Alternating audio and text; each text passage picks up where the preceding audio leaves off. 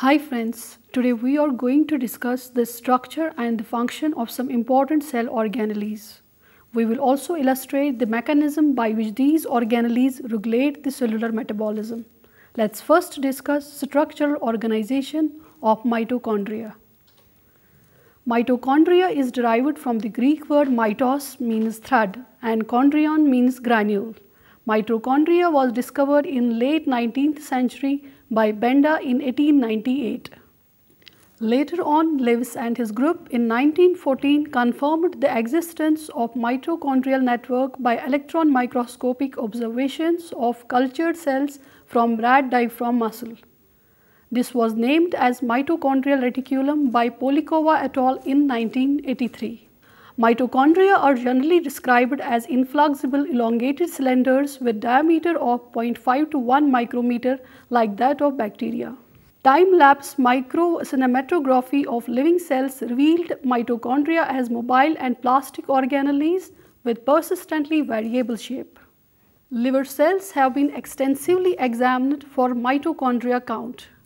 Each liver cell contains 1000 to 2000 mitochondria covering about fifth of the cell volume. Each mitochondrion is enclosed by two extremely specialized membranes that play a vital role in its functions. Collectively, they generate two separate mitochondrial compartments, the internal matrix space and intermembrane space. Through fractionation and purification, the biochemical composition of two membranes of mitochondria was determined. Each membrane displayed distinct assortment of proteins. The outer membrane exclusively contains numerous replicas of transport protein called porin, which constitutes huge aqueous outlets all the way through the lipid bilayers. The outer membrane is similar to a sieve that is permeable to all the molecules with 5000 Daltons molecular weight. As per the illustrative description, the matrix space and the inner membrane, which is highly specialized, is the main functional portion of mitochondria. The inner membrane is generally well convoluted, forming a chain of enfoldings known as cristae in the matrix space. These convolutions significantly enhance the inner membrane area. For example, in liver cells covering about a third of total cell membrane. The inner membrane possesses a prominent percentage of the double phospholipid called as cordyolipin, which contains 4 fatty acids that aid membrane to be impermeable to ions. Freeze fracture studies specify that mitochondrial cristae include numerous protein-rich intramembrane particles called as F0, F1 complexes that synthesize ATP. Others function in transporting electrons to O2 from NADH or other electron carriers. The mitochondrial inner membrane, cristae and the matrix are the sites of vital reactions concerning the oxidation of pyruvate and fatty acids to carbon dioxide and water, and the coupled synthesis of the ATP from ADP and inorganic phosphate. Now we will enumerate important functions performed by mitochondria. First, the main function of the mitochondria is production of the ATP via aerobic respiration. Strictly, the energy is released from storage in chemical bonds by reaction that occur in mitochondria. Second, mitochondria is also responsible for the production of the heat via thermogenesis. Among the thermogenesis, non-shivering thermogenesis is a rare physiological condition, mediated through the facilitated diffusion of protons into the mitochondrial matrix. This is called proton leak or mitochondrial uncoupling. This results in the reserved potential energy of the proton electrochemical gradient being generated as heat. Non-shivering thermogenesis is found in brown adipose tissue, also known as brown fat. The protein thermogenin, also known as UCP1, which acts as a proton channel, sometimes enables protons to enter the mitochondrial matrix without contributing to ATP synthesis. Now coming to the third function, mitochondria has a significant role in apoptosis. Apoptosis refers to the programmed cell death, which is a significant physiological phenomena for various reasons like development and differentiation of new tissues and organ formation and scavenging of dead cells. When apoptosis of a cell is stimulated, pro-apoptotic proteins add into the mitochondrial membrane, forming pores in the membrane through which a protein called a cytochrome exits through the intermembrane space of mitochondria. Cytochrome in the cytosol of the cell stimulates a cascade of biochemical changes that direct to apoptotic death of the cell. Mitochondria are remarkably significant as the storage tanks for the calcium ions. At cellular level, calcium ions is held within the two types of organelles, the endoplasmic reticulum and mitochondria. The endoplasmic reticulum, smooth endoplasmic reticulum as well as rough endoplasmic reticulum is the main site of cellular storage of calcium. Mitochondria can also transiently store calcium, contributing to the cell's homeostasis of calcium by acting as the cytosolic buffers for calcium. Last but not the least, mitochondrial membranes possess various transport systems for the metabolic import and high energy intermediates. Now let's describe the various marker enzymes associated with mitochondria. Mitochondrial marker enzymes refer to the enzymes that are exclusively present in the mitochondria, in the matrix, the inner membrane, the intermembrane space and the outer membrane. Citrate synthase in matrix, malate dehydrogenase in the matrix, glutamate dehydrogenase in the matrix, succinate cytochrome C reductase in inner membrane, retinone sensitive NADH cytochrome C reductase in inner membrane, adenylate kinase in intermembrane space, retinone insensitive NADH cytochrome C reductase in outer membrane, monoamine oxidase in outer membrane, kyonurane hydroxylase in outer membrane. Majority of the enzymes and small molecules implicated in the citric acid are water soluble and are restricted to the mitochondrial matrix. These include coenzyme A, acetyl coenzyme A, succinyl coenzyme A, NAD/NADH. Succinate dehydrogenase, alpha-ketoglutarate dehydrogenase are integral proteins in the inner membrane with their active sites facing the matrix. Proceeding to our next topic, which refers to the mitochondrial biogenesis. Mitochondrial biogenesis can be referred as the growth and division of the pre-existing mitochondria. According to the endosymbiotic theory, mitochondria are the direct descendants of alpha protobacteria endosymbiote that become established in a host cell. Because of their premial bacterial origin, mitochondria have their own genome and an ability for autoreplication. Mitochondrial proteins are encoded by the nuclear and mitochondrial genomes. The double-stranded circular mitochondrial DNA is 16.5 kb in vertebrates. Prior to the division, mitochondria elongate, then presume dumbbell shape, as the center commences to the narrow and two halves finally divide. The actin proteins aids in its elongation. FTZ proteins in lower plants and dynamin in higher plants is requisite for the mitochondrial division. Mitochondrial biogenesis is stimulated by environmental stresses, for instance workout, cold exposure, caloric restriction and oxidative stress. Now let's elucidate the mechanism of the protein import in mitochondria. The mitochondrial membranes possess exclusive apparatus called as translocases, meant for recognition, translocation and membrane insertion of precursor proteins. Proteome analysis signifies that mitochondria enclose about 800 translocases in yeast and 1500 translocases in the humans. The huge bulk of mitochondrial proteins are synthesized as precursor proteins in the cytosol and imported chiefly via post-translational mechanism.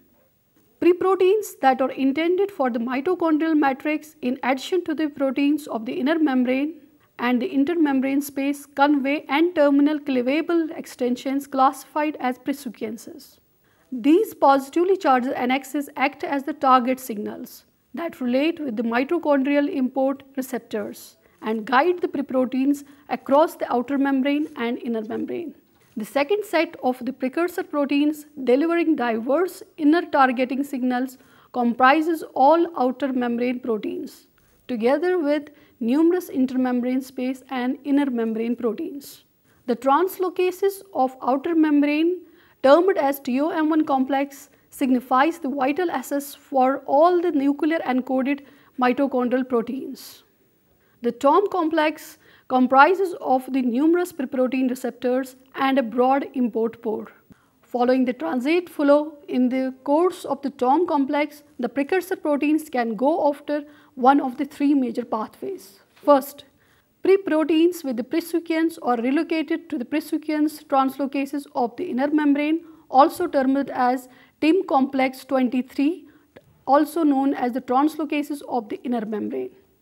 The presequence translocases constitutes a channel across the inner membrane and assist with the matrix heat shock protein 70. The molecular chaperone represents the core of the presequence translocases associated with the motor PAM, which drives the completion of the protein transport into the matrix.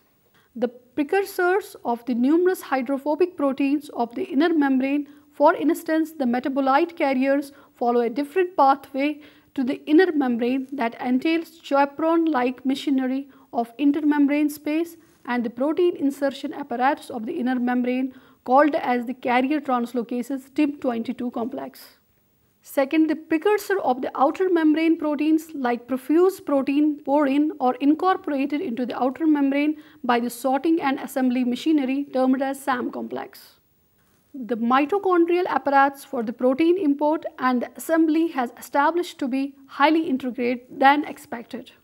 Both outer and the inner membrane of mitochondria include multi-subunit protein complexes that act at the separate phases of the precursor recognition, translocation or assembly. Besides mitochondria, chloroplasts and peroxisomes also divide by fission to maintain their continuity. Though they cannot be completely referred as autonomous because they rely on the rest of the cell for raw materials and still import majority of their proteins from the cytosol. Researchers in the 1970s and 1980s isolated DNA from both chloroplast and mitochondria and demonstrated similarity with the bacterial chromosomes. These chromosomes found in the mitochondria and chloroplast were called as mitochondrial genome and chloroplast genome. The mitochondrial genome in the nucleoid is duplicated and the organelles divide into two distinct organelles. Mitochondria and the chloroplast division are required to maintain a full complement of these organelles when cell growth occurs subsequent to cell division. Now let us discuss the structure of chloroplast DNA. Chloroplasts possess their own DNA, frequently curtailed as ctDNA or cpDNA. It is also referred as the plastome when referring to the genome of other plastids. Its survival was primarily established in 1962 and principally sequenced in 1986 by two Japanese research teams in liverwort and tobacco. Generally, the chloroplast DNAs are described circular, but few evidences recommend that chloroplast DNA more frequently acquires a linear shape. More than 95% of chloroplast DNA in corn chloroplasts have been evaluated to be in branched linear form rather than individual circles and normally contains 120,000 to 170,000 base pairs long. They possess contour length of around 30 to 60 micrometers and the mass of about 80 to 130 million daltons. Majority of the chloroplasts have their complete chloroplast genome shared into distinct large ring, though those of dinophyte algae are a notable exception. Their genome is broken up into about 40 small plasmids, each having 2000 to 10,000 base pairs length. Each minicircle possesses 1 to 3 genes, but blank plasmids with no coding DNA have also been found. Many chloroplast DNAs contain two inverted repeats, which separate a long single copy section LSC from a short single copy section SSC. The inverted repeats vary widely in length, ranging from 4,000 to 25,000 base pairs long each. Inverted repeats in plants tend to be at upper end of this range, each being 20,000 to 25,000 base pairs long. The inverted repeat regions usually contain 3 ribosomal RNA, 2 tRNA genes, but they can be expanded or reduced to contain as few as 4 or as many as over 150 genes. New chloroplasts may possess 100 copies of their DNA, although the number of chloroplast DNA copies declines to about 15 to 20 as chloroplasts age. They are frequently packed into the nucleoids, which can enclose several times the same chloroplast DNA rings. Among the terrestrial plants, the composition of the chloroplast genome is quite comparable. They code for 4 ribosomal RNAs, 30 to 31 tRNAs, 21 ribosomal proteins, and 4 RNA polymerase subunits implicated in protein synthesis. Now we will discuss our final topic on the peroxisome assembly.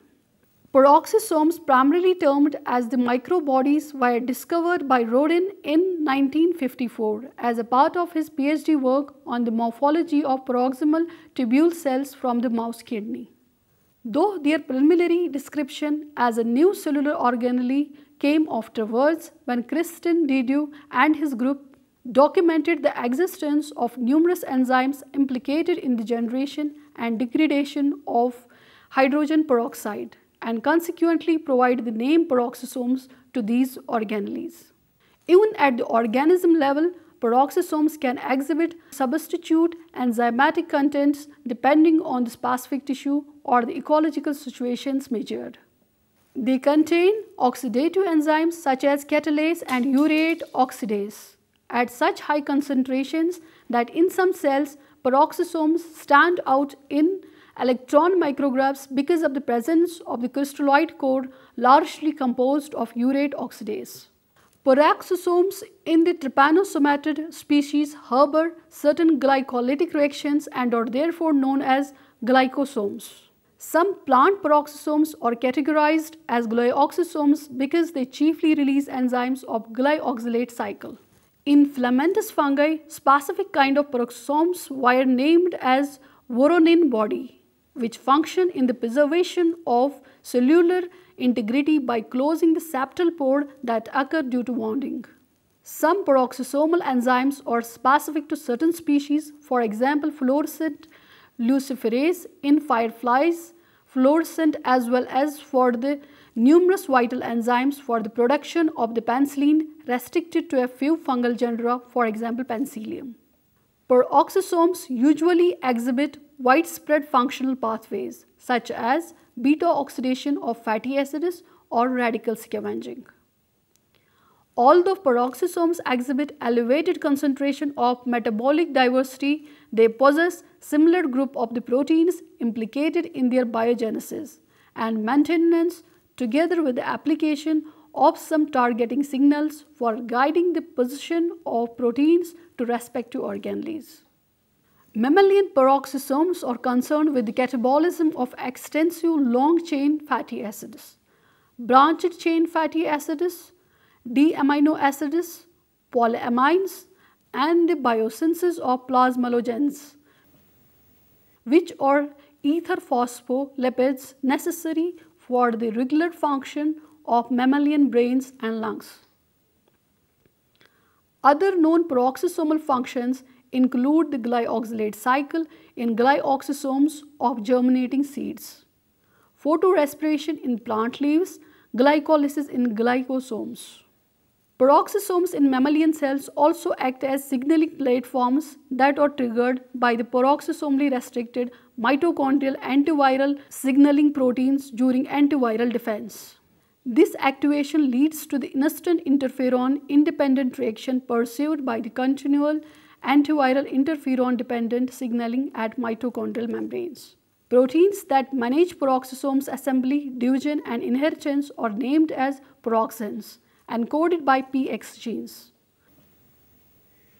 More than a dozen peroxins are conserved from yeasts to mammals and are indispensable for normal human development.